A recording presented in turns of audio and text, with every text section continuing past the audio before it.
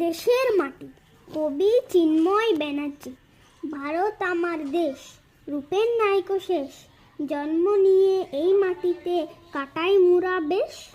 এই দেশের মাটি সোনার মতো খাঁটি, ভারত মাতার মান রাখবো দিয়ে প্রাণ।